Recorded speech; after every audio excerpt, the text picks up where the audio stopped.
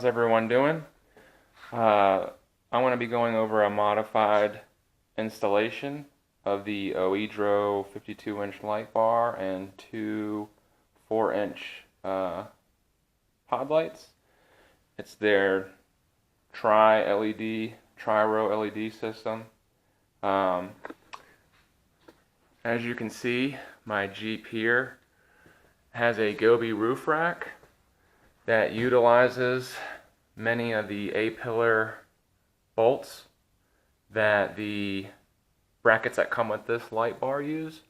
So I will not be able to use those brackets and retain my roof rack, and I much rather want to retain my roof rack. So what I'm going to do, I've already installed on this side, is made by KC Highlight, which is a side window mount where I'm going to put the pod lights. For the light bar, I'm going to weld just basic sheet metal and make an L bracket that can fit these two bolts will go through and an L bracket will come out, and that'll be later in the video, but I'll make it to where the light bar can sit straight across. Here are the contents so far: the two pod lights, the 52-inch LED light bar. Comes with just one set of wires.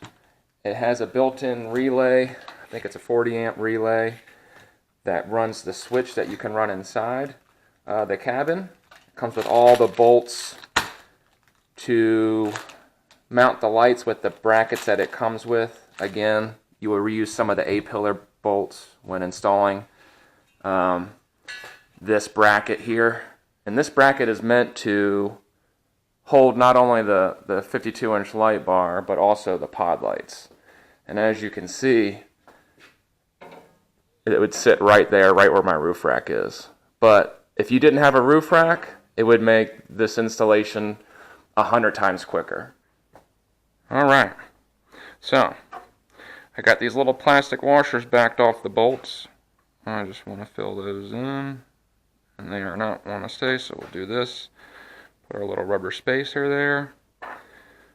One bolt through there, one bolt through there, and we'll get these washers kind of started back in.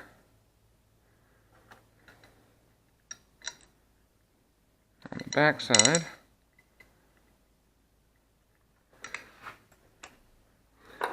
here's our little extension here for the drive.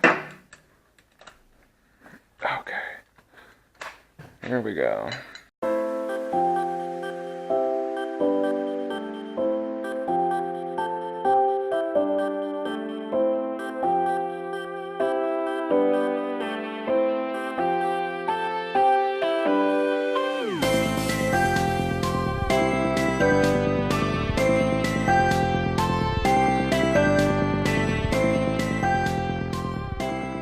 Okay, for mounting the pod light, it comes with this curved shaped bracket here, a bolt, a flat washer, a locking washer, and two nuts. So what I've done already is I attached the kind of rotating bracket. The bolt sits right in the groove and it prevents it from rotating. So you go from the bottom side. I used a flat washer here, and actually I might have to use a bigger flat washer, but to lock that on the bottom side. And then what I'll do is this bolt here will go through, and then you'll attach the I'm going to do the locking washer and the nut on the back side of this. So we'll do that now.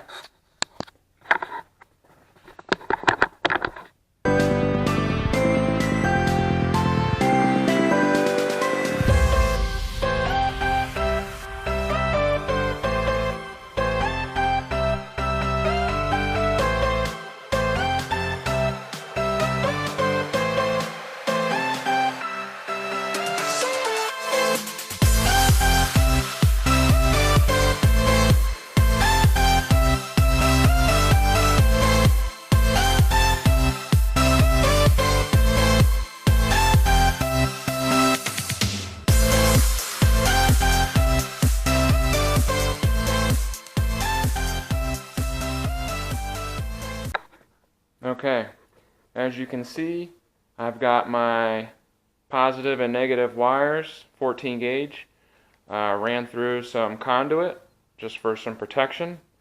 I'm going to take this and I'm going to run it across the back firewall, if you will, zip tie it in, and then these two ends here will use the splices to come through here and then out. There's a little, see if I can use a light to show you.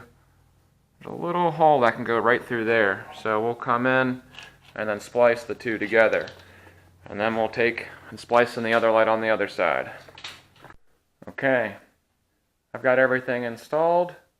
I saved you guys the torture of me just running wire and zip tying and cutting and all that stuff. But I'm going to go over it. Here's the one pod light. You can see I ran the wire under the cowl there, into this conduit tubing, all the way across. Where it meets the other light, same thing. Wire goes down right underneath behind this bracket. There's a hole that goes underneath here, under the cowl. Into this tubing, I merged them like a Y. Comes down to one single wire, and then into my S-pod. If you don't have this, you'll just use the wires that they provided, join them all together, and then connect it to the battery, and you'll run your switch through the firewall on the inside. I'll show you in my Jeep here. See if you can see it. I'll shine a light on it. There's my switch system. Okay, I wired it into the first switch. So, pop that on. Come out and take a look. They're pretty bright. I don't even want to look dead in the... But there's one of them. And there's the other. Pretty bright. Alright. Got the light bar installed. I had to make little custom brackets so they could bolt to my roof rack. I couldn't use the supplied brackets as the bolt holes were already being used by my roof rack, and I couldn't have both, and I wanted to keep the roof rack. So I just took L brackets. As you can see, I cut them to length and just mounted the rack, the bolts that hold the rack together. I routed that through the L bracket, and then just same size bolt into the side of the light bar. I ran the wire down the A-pillar. I'd recommend running the wire on the outside. If you try and route it through your roof down the inside, it can create a leak. So I routed it down the inside, and then as you can see, into the cowl. The front cowl goes in here, and then if I can lift up the hood here,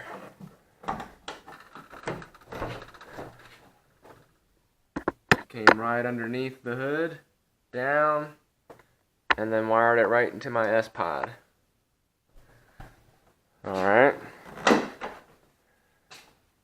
Let's see, I'll turn on this light bar. So I just wired it into one of the switches. Right in my S-pod. We can turn on the pod lights that came with it. And then the light bar. And they are bright. You definitely don't want to look right into the light. They are really bright. Very, very good quality on the lights. No issues. They're holding up well.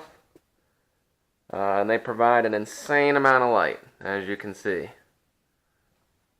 Very cool.